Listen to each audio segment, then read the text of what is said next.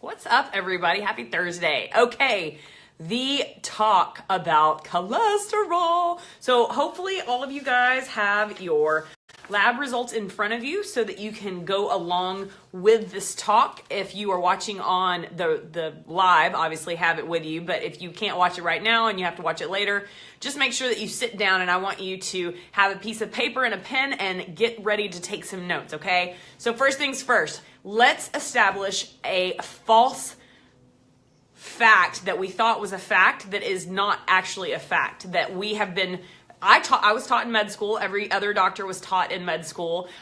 We have been convinced as a whole that high cholesterol leads to heart disease. And that has actually not ever been proven, and in fact has been disproven.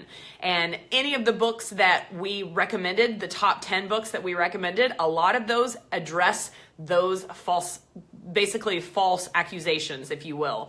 That being said, what I want you to do is I want you to be empowered by knowing what your numbers mean, okay? So many times in my 2 years of coaching, I've had a customer come to me and be like, I know you're not my doctor, but what do you think about this? And they'll tell me initially total cholesterol. So let's just get down to the nitty gritty, okay? There are a few numbers that I care about, okay? And total cholesterol really isn't one of them. In fact, empower you. That's what I'm gonna do, Lisa. So total cholesterol is actually one of the least important numbers that I look at. And if it's over 200, I really don't get excited about it at all.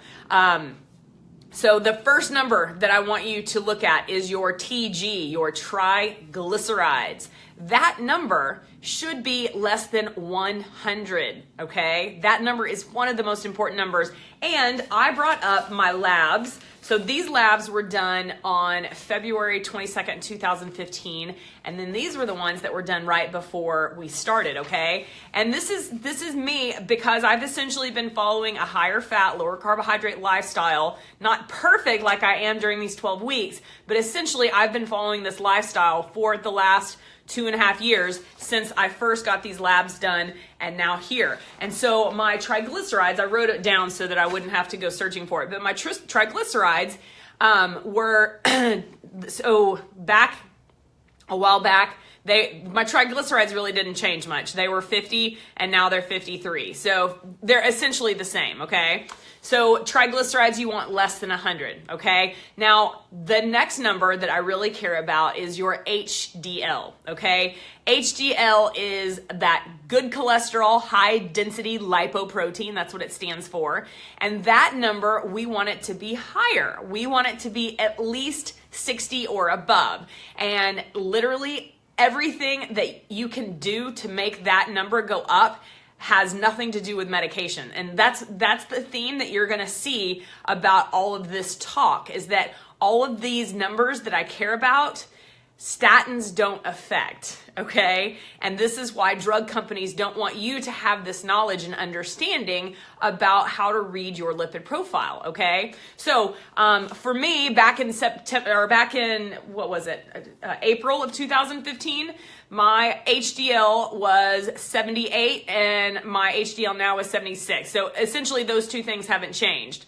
What did change was my LDL particle size. Okay, so LDL is the bad cholesterol, right? Now, one thing that I want you to understand is that a high LDL does not always equal bad. Okay, so that's one thing that they don't want you to understand, because statin drugs, so basically all of the anti-cholesterol medicine, that's the number one selling drug pharmaceutical in the world. It's $1 billion industry, okay? And that statin drug does not affect the small LDL particle size, okay? So follow me on this, okay? So you have LDL, which is your bad cholesterol, right? But not all LDL is bad. So this is why I really wanted you guys to get the differentiation of small particle size versus large particle size. There's only 2 tests that do that, and those were the Cardio IQ and the NMR, okay? And those were the options that I gave you. But unless you ask for that, unless you insist on that, they will not give you the breakdown of what your LDL is. And there's definitely stuff that goes along behind the scene, because ultimately, if you, the consumer, understand that, well, I got all large, fluffy LDL particles, so that statin drug I actually don't need. If you understand that, you are not going to be hooked on statin medicines your whole entire life, right? Particle size, so hard to teach patients, right, Kelly Townsend? It's so hard to teach patients, and it's also hard. Like, I know one of my coaches, who's a nurse practitioner, she says she struggles getting the insurance company to order the proper test to get particle size, right? I think she said your triglycerides have to be over 400 before they'll even consider getting your particle size. And this is, for me, this is worth the investment in money, in my opinion, okay? So small, dense particle size are bad. Large, fluffy are good. So just think about a large, fluffy teddy bear that wants to hug you. So if you've got LDL that's just a big, fluffy teddy bear, and that's all you have, that's awesome. But if you've got small, dense LDL particles, they just want to, those are the things that you need to be scared of, okay? Now, the number that we worry about, so ultimately, we would like particle size to be less than 1,000, but if you have small, dense particle size, you want that less than 400. So my particle size, it was kind of cool. It went from, I had 94, so still great because it was less than 400 back in 2015. And by eating a higher fat, lower carbohydrate, moderate protein lifestyle, now my small particle size is 68. So it's the bad LDL, the small dense that want to punch you out and take you out for a heart disease, it went down. So no. Oh, I was wrong. So small LDL back in 2015 was 331, and now it's less than 90. That's even a huger change. So total LDL was 94 back then, and now it's 68. But this is just goes to show you, I have not been eating perfectly, but definitely in the last 2.5 years, I've been eating 80% of the time higher fat, lower carbohydrate. And this is this is how we are going to prove to people that, hey, guess what? Eating fat is not going to cause your bad cholesterol to go bad, right? Or to go in the wrong direction. So the things that I want you to understand and take away from this are what numbers you should care about. Now, there are two math equations that I want you to do, okay?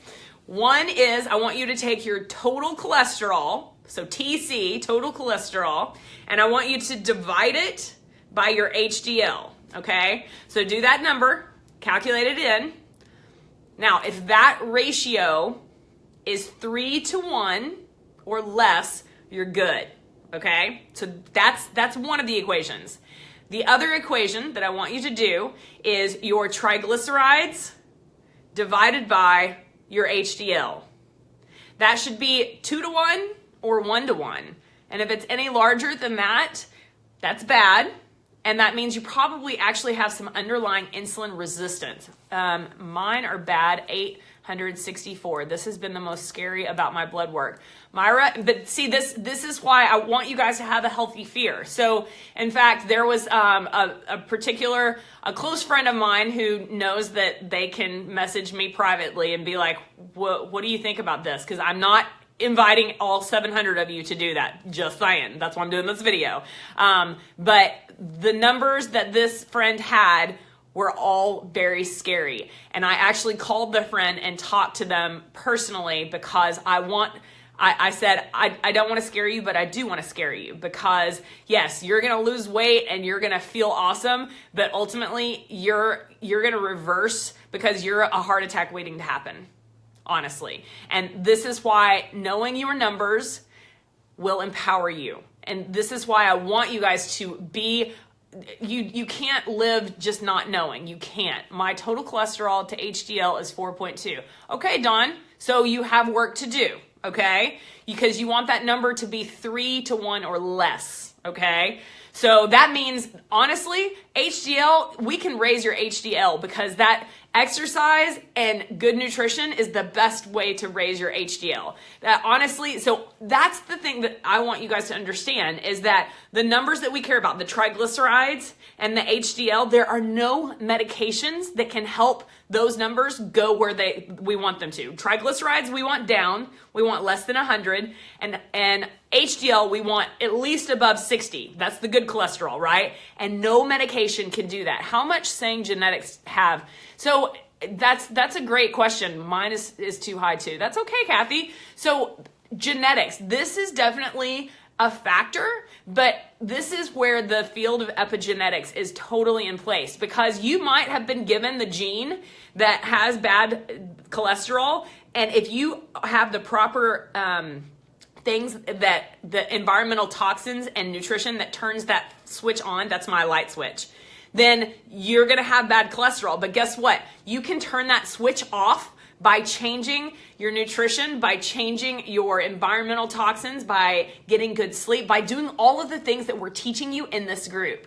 Because my doctor said we might need to look at medications, which I don't want to. My HDL is only 54. Oh, we can get that up. And this is why, this is one of the things that are required for you guys to get before, because you have to see that this is, I feel amazing. I'm in Japan, so it's morning, but seeing me voluntarily out of my home is like seeing a unicorn. It never happens. So thankful for this. Oh, excellent, Megan. That makes me so happy.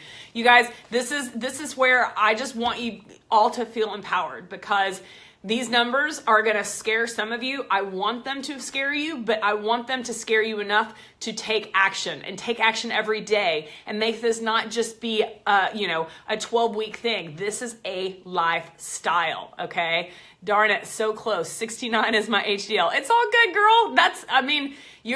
Trust me. If you are doing this, eating the way that we are telling you to, in 12 weeks, your HDL is going to be higher than 60. Your triglycerides is definitely going to be down. Your small particle size, your small dense LDL particle size will definitely be down. And all of you that have naysayer doctors that are like, you can't change this in 3 months, we're going to show them, okay? So any questions? 59, you said 69. Oh, did I? I just like that number. Okay, anyway, any questions, guys? Because if you don't have any questions, I'm going to get going and walk my dogs. Can't wait. Excellent. No, I can't wait. Haha, I got a few laughs on that. Excellent. Okay. Well, what were the formulas again? Okay, that's a good question, Marla. So take your total cholesterol. And so the bottom number is always going to be HDL. So the two equations are, the top number is total cholesterol divided by HDL. And you want that to be 3 to 1 or less. So if it's greater than 3.00, then you've got some work to do. And what we'll be doing is we'll be increasing that HDL. So that bottom number will be higher to divide it by, and that way you'll get that ratio down. The other one is triglycerides divided by HDL, and you want that 2 to 1 or 1 to 1. So does exercise lower triglycerides? HDL is increased by exercise, but triglycerides is strictly diet. 3 to 1 or less. 77 is better than 69. Absolutely. HDL, you want HDL between about, you want it, I don't know if it's bad considered over 90, but that's the upper limits of normal. And you want to press to get to that higher number, okay? I feel like there was one other thing that I wanted to say. Maybe it was one of the comments that, it'll come to me. It'll come to me. Any other questions though before I get going? I'm trying to make these videos shorter, but I want everyone to feel empowered by this knowledge. And if you have numbers that scare you, okay, that's good. Take action on it, all right? Feel empowered, because this way of eating is going to be the answer for, I wouldn't be surprised 100%. You didn't get my joke. So, I get it now. Boom. All right, guys.